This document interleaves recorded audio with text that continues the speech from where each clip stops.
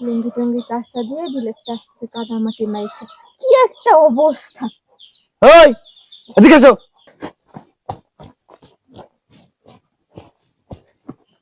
কিরে, তোর এত সকাল সকাল ঘুমিয়ে তুই কথা বলার কোন সময় নেই। এখন সম্পত্তি কবে বুঝাই দিবা এটা বলো। আচ্ছা বাবা, বুঝতে পারছি আমি তোদের বিষয়টা। আর সম্পত্তির বিষয় তো কাগজপত্র রেডি করতে পারলাম না। আমি এখন কোথায় যাব এই শীতের ভিতর? আমার তো আর কোথাও জায়গা নাই এই বাড়ি ছাড়া। দেখো, তুমি কোথায় যাবা কোথায় থাকবা তা দেখে আমাদের কোনো লাভ নেই। আমি একটা জিনিস বুঝতেছি না, বড় ভাইয়া কি আমাকে ধপ করতেছে নাকি, নাকি ভাবছে আমাকে কোনো আলু বুঝ দিয়ে 2 দিন পরে বাসায় পাঠিয়ে দিবে। ঘুষ দেওয়া লাগছিল, এই টাকা আমি কোত্থেকে দিছিলাম? এই জমিটা বিক্রি করেই না তোর 30 লাখ টাকা দিছিলাম। আর আমাদের পূব পাশের যে জমিটা, তুই না কয় বছর আগে বিদেশ যাবি, 10 লাখ টাকা লাগবো। এই জন্য না গ্রামে আসতে চাই না, কারণ গ্রামে যে পরিমাণ ঠান্ডা পড়ছে এখানে মানুষ থেকে কি পাবে, শুধু তোর জন্যই আসা। তাড়াতাড়ি চল। আমি মনে হয় শখ করে গ্রামে আসছি। কি একটা পরিবেশ, কি একটা অবস্থা। শোন, বাড়ির কাছাকাছি চলে আসছে, আজকে যেভাবেই হোক ভাইয়ের থেকে কিন্তু সম্পত্তি করে সব নিতেই হবে। হ্যাঁ। সম্পত্তি না নিয়ে আজকে এখান থেকে যাওয়া যাবে না। ওই শালা যে বদমাইশের বদমাইশ, আমরা কিন্তু আমাদের সম্পত্তি আর কিচ্ছুই পাবো না জীবনে। ঠিকই বলছিস, চল। দেখা দিন, জলদি জলদি আয়। আমার ভালো লাগে না এই গ্রাম পরিবেশটাই, আমার ভালো লাগে না। যত ঠান্ডা এখানে সব আল্লাহ মনে হয় এখানেই দিছে। ধুরো, এই ডাক দে বাসার ভিতরে, যে ঘর, ঘর দেখে তো আমার ডাকবে ডাকবে ডাকবে। আমি ডাকতে পারবো না, তুই ডাক। ভালো হইতেছে না, ভিতরে চল। হে, তুই ডাক না। তুই ডাকবি, ওর সাথে কথা বলতে আমার ভালো লাগে না। ভাইয়া, বড় ভাইয়া। দেখছো বন্ধের ভিতর যদি ডাক শুনে মরছে কই দেয়া। বড় ভাইয়া বাসায় আসো। ক্যাডারে ডাকে। বাবা সজীব, বৃষ্টি, কেমন আছিস তোরা? আয় আয় ভিতরে ভিতরে আয়। হয়েছে, আর আদিক্ষেতা দেখান লাগবে না, ওইখানেই দাঁড়াও।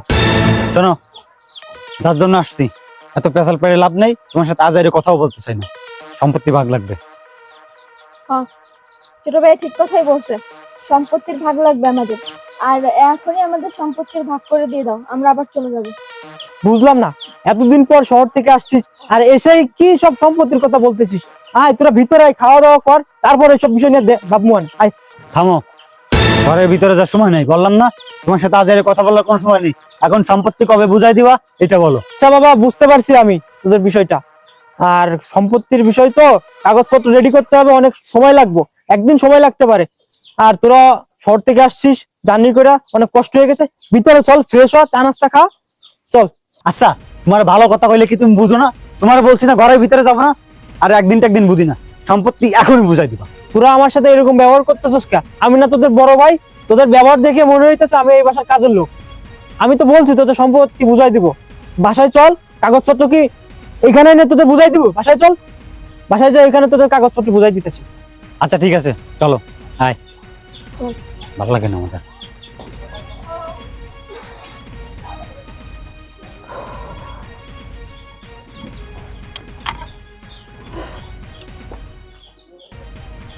আচ্ছা, আমি একটা জিনিস বুঝলাম না, কালকে ভাই কি বললো যে একদিন সময় লাগবে, সব সম্পত্তি বুঝাই দিবে, কিন্তু আজকে দিনটাও পার হয়ে যাচ্ছে, ভাইয়ের কোনো খবরই নাই, দেখছো? আমি একটা জিনিস বুঝতেছি না, বড় ভাইয়া কি আমাকে ধপ করতেছে নাকি, নাকি ভাবছে আমাকে কোনো আলু বুঝ দিয়ে 2 দিন পরে বাসায় পাঠিয়ে দিবে। যদি সম্পত্তি না দেয় বুঝায়, তাইলে যে কি করবো আমি। শালার পুত গেছে কই? ডাক দে তো, ডাক দে, কই গেছে দেখ। ঘরেও তো দেখলাম না, সকালবেলা ঘুম থেকে কোথাও কোথাও দেখতেছি না। বড় ভাইয়া, বড় ভাইয়া, ডাকটা একটু শুনে না। গেছে মনে হয় কামলা দিতে, খেতে গেছে না তাই দেখ, ওই যে আসতেছে। বলছিলাম না কামলা দিতে গেছে, ওই যে আসতেছে না। লুঙ্গি টুঙ্গি কাঁচা দিয়ে দিলে চাষতে কাদা মাটি মাইছে, কি একটা অবস্থা। ওই এদিকে এসো।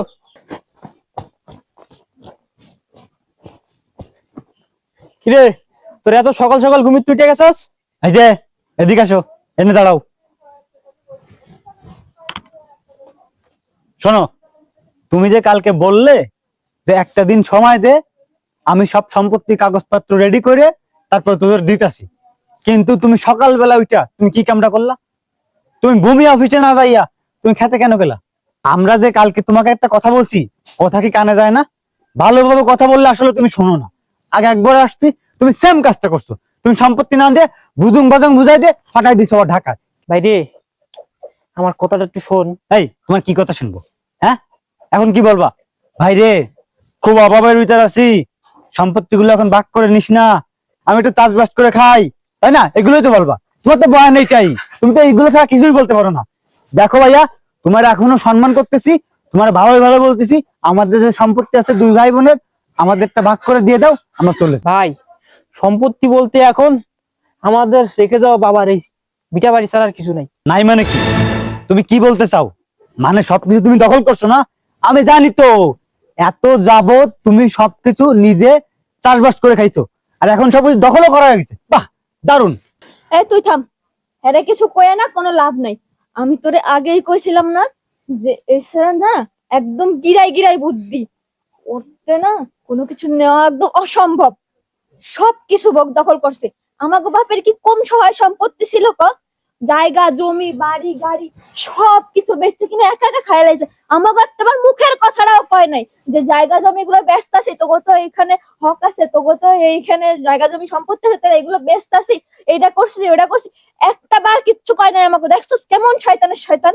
আচ্ছা, তুমি যে বলতেছো যে আমাদের বাবার রেখে যাওয়া এই যে ভিটা মাটি ছাড়া আর কিছু নাই, এই যে পাশে যে জায়গা জমি ছিল, আমাদের বাবা তো কম জায়গা জমি রেখে যায়নি, সে জায়গা জমি তুমি কি করছো?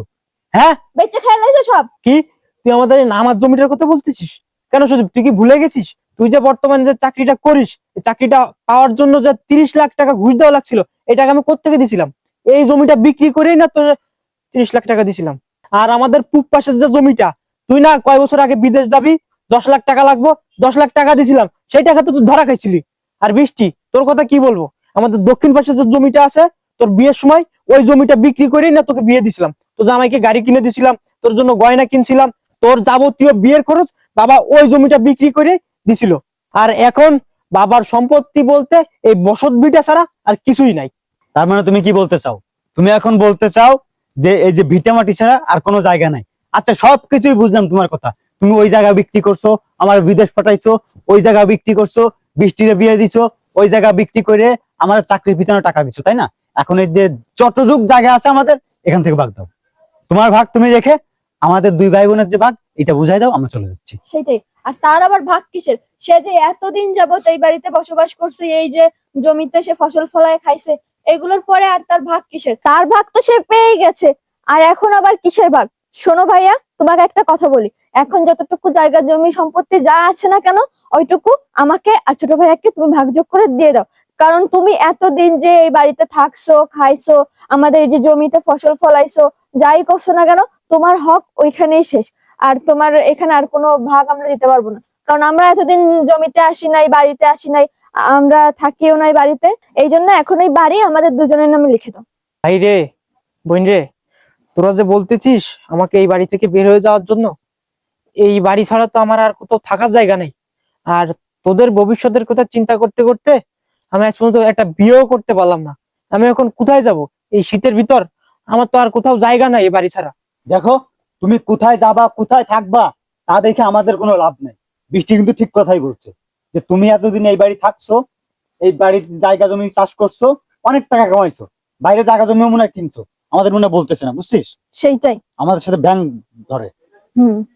শোনো, এত আজাইরে কথা বলতে চাই না তোমার সাথে। বৃষ্টি যা বলছো ওইটাই।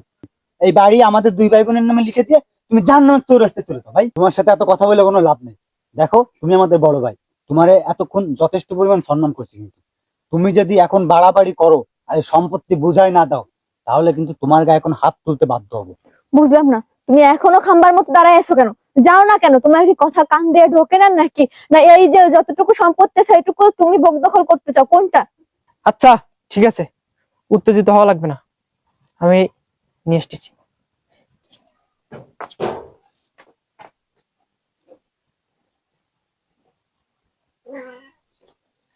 এই নে, এই বাড়ির দলিল। আর তোরা থাক, আমি গেলাম। ভালো থাকিস, দোয়া করি জীবনে অনেক বড় হ। যাক, ভালো হয়েছে, শালার পুত গেছে, আপদটা বিদায় হয়েছে, ঝামেলা শেষ। সেইটাই, বেশি নাটক করে একদম।